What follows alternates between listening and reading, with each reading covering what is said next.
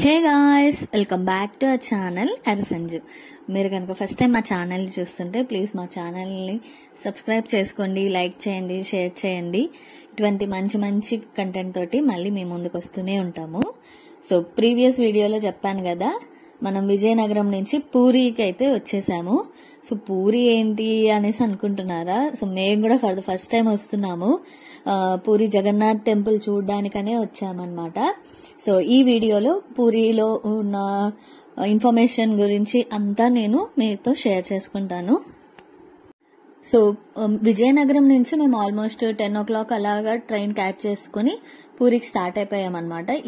Reach అయ్యేసరికి evening అలా అయ్యింది.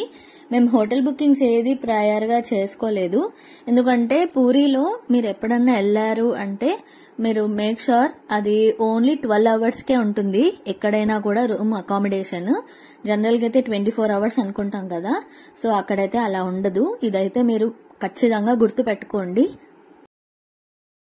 సో అక్కడికి వెళ్ళాక మేమైతే రూమ్ బుక్ చేసుకున్నాము. Very near to the beach అన్నమాట. చాలా బాగుంది రూమ్ అంతా కూడా.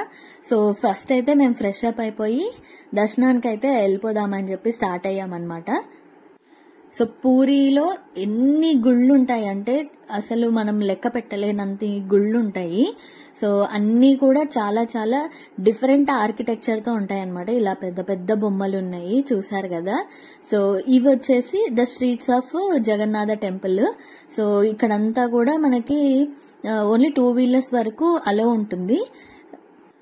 అండ్ మోర్ ఓవర్ మీకు తెలుసు కదా పూరి జగన్నాథ రథయాత్ర గురించి. సో అవన్నీ కూడా ఈ రోడ్స్ లోనే అన్నమాట జరిగేది. సో ఈవినింగ్ కదా, మంచిగా కలర్ఫుల్ గా ఆ స్ట్రీట్స్ అన్ని చాలా బాగా కనిపించాయి మాకైతే. మేము ఉన్నింది ఒక 1.5 days అయినా కూడా మాకు ఎంత బాగా దర్శనాలు జరిగాయి అంటే అన్ని కూడా మేము వెళ్ళింది ఫ్రీ దర్శనాలే. ఇక్కడ మనలాగా టికెట్ అలా ఏమీ ఉండదు. So depends on the rush ని బట్టి మనం వెళ్ళిపోవచ్చు అనమాట. సో అదే అనమాట మెయిన్ టెంపుల్. మనకి గోపురం అవంతా కూడా కనిపిస్తుంది కదా. సో అక్కడికైతే మేము వాకింగ్ చేసుకుంటూ వెళ్ళిపోయాము ఈవినింగ్ అలా, షాపింగ్ అట్లా చూసుకుంటూను. మేము వెళ్ళింది non season time, that April అలాగా కదా. సో రష్ అంతగా లేరు. మళ్ళీ రథయాత్ర ఆ టైంకి అయితే బాగా ఫుల్ గా రష్ ఉంటారు. మేము వెళ్ళొసి వచ్చిన తర్వాత రథయాత్ర జరిగింది. సో యాక్చువల్ గా ఈ టెంపుల్ యొక్క విశిష్టత ఏంటి అంటే ఇది మనకు చాలా ఫేమస్ అయిన చార్ధామ్ యాత్రల్లో ఒక్కటైన అది పూరి జగన్నాథ టెంపుల్ అన్నమాట. సో జగన్నాథుడు అంటే మనకి విష్ణుమూర్తి కదా. సో కృష్ణుడి అవతారమైన విష్ణుమూర్తి ఇక్కడ ఉంటున్నారు. ఇక్కడ సాక్షాత్తు కృష్ణ భగవానుడు తన సోదరులు అయిన బలరాముడు, సుభద్రతో పాటు కలిసి ఇక్కడ మనకి కనిపిస్తారనమాట విగ్రహ రూపంలో. అయితే ఈ విగ్రహాలకి మీకు అందరికి చాలా మందికి తెలిసే ఉండింటుంది. నార్మల్ రాతితో చేసిన విగ్రహాల్లాగా కాకుండా చెక్క బొమ్మలు అన్నమాట ఇలా చేసింది ఇక్కడ.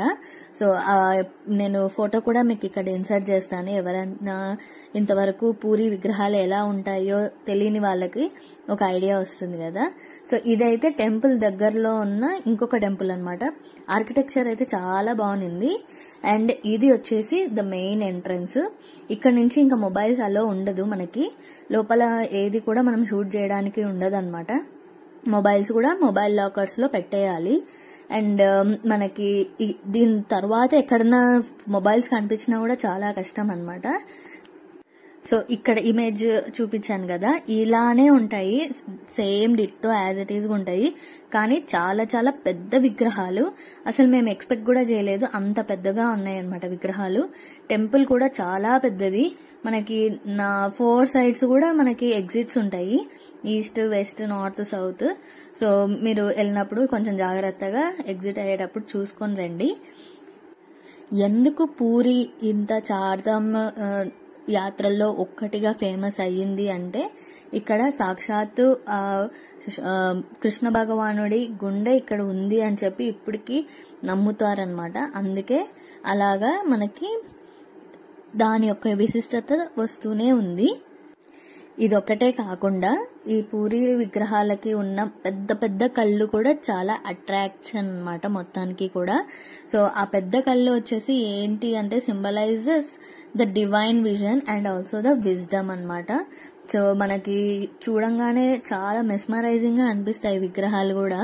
సో మేమైతే ఆల్మోస్ట్ చాలా దగ్గర నుంచి చూసాము. చాలా ఒక 5-6 టైమ్స్ అయితే దర్శనం చేసుకున్నాము. అంత హ్యాపీ అనిపించింది మాకు. అన్నిసార్లు దర్శనం జరగడం కూడా చాలా గ్రేట్ అనిపించింది. సో ఇక్కడ విగ్రహాలు రాతివి కాదని చెప్పాను కదా, ఇంకొక వుడ్, ఒక రకమైన వుడ్ అన్నమాట. అది కూడా స్పర్స్ వుడ్ అని చెప్పి ఆ వుడ్ తోటే తయారు చేస్తారు ఈ చెక్క బొమ్మలు. అండ్ ఈ బొమ్మలు అనేవి పర్మనెంట్ కాదు, ఇవి ప్రతి 12 లేదా 9 ఏళ్లకు ఒకసారి విగ్రహాలు అనేవి మారుస్తూ వస్తారనమాట. ఇవొక్కటే కాదు, ఈ గుడికి ఇంకా 2 ఇంపార్టెన్స్ కూడా ఉన్నాయన్నమాట. ఏంటి అంటే పూరి టెంపుల్ గోపురం పైన అనే రోజు ఒక పూజారి వచ్చి ఫ్లాగ్ అనేది ఎగరేస్తారు. అయితే ఆ ఫ్లాగ్ వచ్చేసి విండ్ యొక్క డైరెక్షన్ లో కాకుండా ఆపోజిట్ డైరెక్షన్ లో ఎగురుతూ ఉంటుందన్నమాట. అది ఎందుకు అనేది ఇప్పటికీ కూడా సైంటిస్టులు చెప్పలేకపోయారు. సో ఇది ఒక మిస్టరీ. అండ్ ఇంకొక మిస్టరీ ఏంటి అంటే ఇంత పెద్ద టెంపుల్ కి షాడో అనేది అస్సలు కనపడదు. మనం ఎంత ఎండగా ఉన్నా కూడా ఆ టెంపుల్ యొక్క షాడో అనేది మనకు అస్సలకే కనపడదు అనమాట. సో ఇది కూడా ఇంకొక మిస్టరీ. మేము వెళ్ళినప్పుడు చాలా మంది తెలుగు వాళ్ళు కూడా వచ్చారు, బాగా ఆంధ్ర నుంచి కూడా. కొంచెం ఏంటి అంటే లోపల పోయినప్పటి నుంచి చాలా మంది ప్రీస్టులు ఉంటారు. వాళ్ళందరూ గైడ్ గా లేదా ఆ పూజలు చేయిస్తాం ఈ పూజలు చేయిస్తాం అని చెప్పేసి అడుగుతూ ఉంటారు. మీరు అవన్నీ ఏం పట్టించుకోకుండా నార్మల్ గా వెళ్ళిపోండి.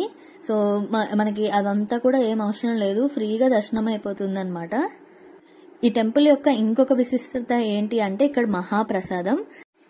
ఈ మహాప్రసాదాన్ని భీమ్లా మహాప్రసాదం అని కూడా అంటూ ఉంటారు. అండ్ మీకు తెలిసిన రథయాత్ర, ఈ రథయాత్ర వచ్చేసి ఎవ్రీ ఇయర్ జరుగుతుంది. అండ్ ఈ రథయాత్ర కృష్ణుడికి ఒక్కటే కాదు, బలరాముడు సుభద్రకు కూడా జరుగుతుంది అనమాట. సో ఈ రథయాత్ర కోసం చాలా లక్షల మంది ఎక్కడెక్కడి నుంచో వచ్చి మరీ చూస్తూ ఉంటారనమాట. సో ఈ రథయాత్ర మెయిన్ గా ఎందుకు జరుగుతుంది అంటే కృష్ణుడు వాళ్ళ పిన్నమ్మకి కృష్ణుడు వాగ్దానం చేసింటారు అనమాట. ఏమని, ప్రతి సంవత్సరం నేను మిమ్మల్ని దర్శించుకుంటాను, మీ ఇంటికి వస్తాను అని చెప్పేసి. సో ఆమె పేరు వచ్చేసి గుండిచా అన్నమాట. సో అందుకే ఈ రథయాత్ర అప్పుడు ఈ ముగ్గురు కృష్ణుడు, బలరాముడు అండ్ సుభద్ర గుండిచా టెంపుల్ వరకు రథయాత్ర జరిగి అక్కడ వాళ్ళు దర్శనం చేసుకున్న తర్వాత మళ్ళీ బ్యాక్ టు టెంపుల్ వస్తారు. సో పూరి నుంచి కోనార్క్ వెళ్ళొచ్చు, కోనార్క్ సన్ టెంపుల్ కూడా చూసుకోవచ్చు if you are planning for Puri. ఇంకా పూరిలో చూడాల్సినటివి ఇదొక్క టెంపులే ఉంది మెయిన్ గా, మిగతావన్నీ అంతగా ఇంపార్టెంట్ ఏం కాదు. సో మోరోవర్ మేము ఆల్రెడీ ప్రీ బుక్డ్ చేసుకున్నాం కాబట్టి trains we don't have ample time మేము కోనార్క్ వెళ్ళి మళ్ళీ రిటర్న్ రావడానికి. అండ్ మోరోవర్ మేము తెలుసుకుంది ఏంటి అంటే కోనార్క్ టెంపుల్లో స్టాచ్యూ అంటూ ఏమీ ఉండదు అని చెప్పేసి, ఎందుకంటే ఈ ఫారెన్ ఇన్వైడర్స్ వీళ్ళు వచ్చినప్పుడు ఆ స్టాచ్యూని ధ్వంసం చేశారని చెప్పేసి చెప్పారు. Only that we can see the temple architecture అని చెప్పేసి అన్నారు. సో మాకు టైం లేకుండే ఇంకా ఇట్లా చెప్పేసరికి మేము కూడా అంతగా కన్సిడర్ చేయలేదు అది. We had a ample of time here in puri.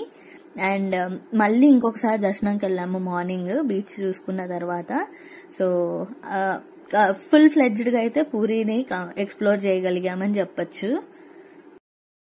Room booking the మాత్రం మీరు చాలా చాలా జాగ్రత్తగా బుక్ చేసుకోండి, అస్సలు పొరపాటు పడద్దు. 24 hours ఉంటుంది అని చెప్పేసి. పూరిలో మీరు ఎంత మంచి హోటల్లో బుక్ చేసుకున్నా it's only like 12 hours. And ఇక్కడ నుంచి మీరు ఇంకా ఈవినింగ్ బీచ్ పార్టీస్ అవన్నీ కూడా ఉంటాయి, అవి కూడా మీరు ఎంజాయ్ చేయొచ్చు. రిసార్ట్స్ అవన్నీ కూడా చాలానే ఉన్నాయి, ఎందుకంటే టూరిస్ట్ ప్లేస్ కదా. So no problem at all. So మేము బ్రేక్ఫాస్ట్ చేసుకుని బీచ్ లో అంతా కొంచెం టైం స్పెండ్ చేసి మళ్ళీ టెంపుల్కి వచ్చామన్నమాట. సో పీక్ సమ్మర్ కదా, ఎండలైతే అసలు ఘోరంగా ఉండిండే. దట్టు ఈ సీషోర్ దగ్గర హ్యూమిడ్ ఎక్కువ ఉంటుంది కదా, సో చాలా చాలా వేడిగా అనిపించింది. అయితే ఇక్కడ టెంపుల్ వాళ్ళు మంచిగా ఒకటి ఆర్గనైజ్ చేశారు. ఇట్లాగా కార్ లో మనకి షవర్ లాగా అందరికి స్ప్రెడ్ చేస్తూ ఉంటారు అనమాట. చాలా బాగా అనిపించింది మాకైతే, రిఫ్రెషింగ్ ఉన్నింది. మోర్ ఓవర్ అసలు ఆ హీట్ కి చాలా తట్టుకోగలిగాము అనిపించింది. అసలు జనాలందరూ అదే పనిగా వచ్చి మరీ వాటర్ స్ప్రే చేయించుకునిండే. నేను కూడా అసలు వేడికి తట్టుకోలేకపోయాను. అది అంత ఫోర్స్ గా వాటరిష్ గా కనిపిస్తుంది కదా, ఇట్స్ లైక్ డ్రిజిల్ అనమాట. చిన్న చిన్నగా డ్రిజిలింగ్ అయితే ఎలా ఉంటుందో అలా చాలా రిఫ్రెషింగ్ గా కూల్ గా ఉన్నింది. మీరే చూడొచ్చు నా ఎక్స్ప్రెషన్ లో ఎంత హాయిగా అనిపించిందో. సో అక్కడ దర్శనం చేసుకున్న తర్వాత మళ్ళీ కొంచెం లోకల్లో కొన్ని ఉన్నాయి అన్నమాట టూరిస్ట్ స్పాట్స్ లాగా. మ్యాండేటరీ అని ఏం చెప్పను కానీ మనం వెళ్ళి చూడొచ్చు. సో అందులో ఒకటి ఈ బుద్ధా స్టాచ్యూస్ అన్నమాట.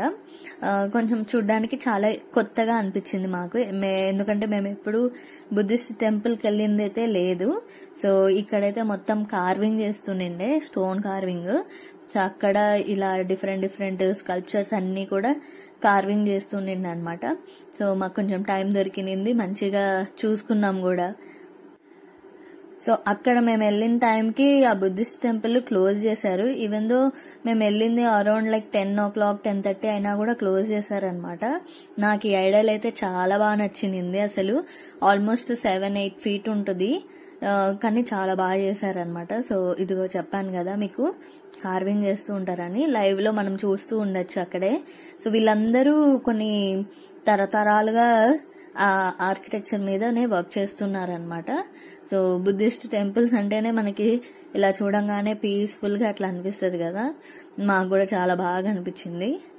మనాలికి వెళ్ళినప్పుడు ఒక బుద్ధిస్ట్ టెంపుల్ అయితే చూసాము, అప్పుడు ఫస్ట్ టైం నేను చూడడం బుద్ధిస్ట్ టెంపుల్. అది కూడా చాలా కొత్తగా యూనిక్ గా ఉన్నింది. సో దాని తర్వాత ఇదే అన్నమాట. కానీ ఆ మనాలిలోది చాలా పెద్ద టెంపుల్, స్టాచ్యూ కూడా చాలా పెద్దగా ఉండింది. ఇది మాత్రం అంత పెద్ద స్టాచ్యూ అని నేను చెప్పాను, బట్ వెరీ నైస్ టెంపుల్ అన్నమాట. ఈ బుద్ధా స్టాచ్యూస్ ని ఎంత బాగా కార్వింగ్ చేస్తారు కదా, డిఫరెంట్ స్టైల్స్ ఆఫ్ పోస్చర్స్ లో, లైక్ మెడిటేషన్ చేస్తున్నట్టు, స్లీపింగ్ పొజిషన్, ఎవ్రీథింగ్. బట్ మీకు తెలుసా, ఇలా ఒక్కొక్క పొజిషన్ కి ఒక్కొక్క మీనింగ్ ఉంది, and that defines hour mental health అని కూడా. సో ఇదే అన్నమాట లోపల టెంపుల్. క్లోజ్ చేసి ఉన్నారు యాక్చువల్ గా. సో బయట నుంచే మేము ముక్కొనేసి వచ్చేసామన్నమాట. సో ఇది మొత్తం లోపల inside part of the temple అన్నమాట. సో ఇక్కడ ఇదంతా దర్శనం చేసేసుకొని so we headed back to railway station. So అక్కడి నుంచి మళ్ళీ మా నెక్స్ట్ ప్రయాణము. సో అది ఎక్కడికి అనేది నెక్స్ట్ వీడియోలో మళ్ళీ కలుద్దాము. ఈ వీడియో కనుక మీకు నచ్చినట్టయితే ప్లీజ్ మా ఛానల్కి లైక్ చేయండి, షేర్ చేయండి అండ్ సబ్స్క్రైబ్ చేసుకోండి. సో ఇటువంటి మంచి కంటెంట్ తోటి మళ్ళీ మీ ముందుకు వస్తాను. Till then take care and bye.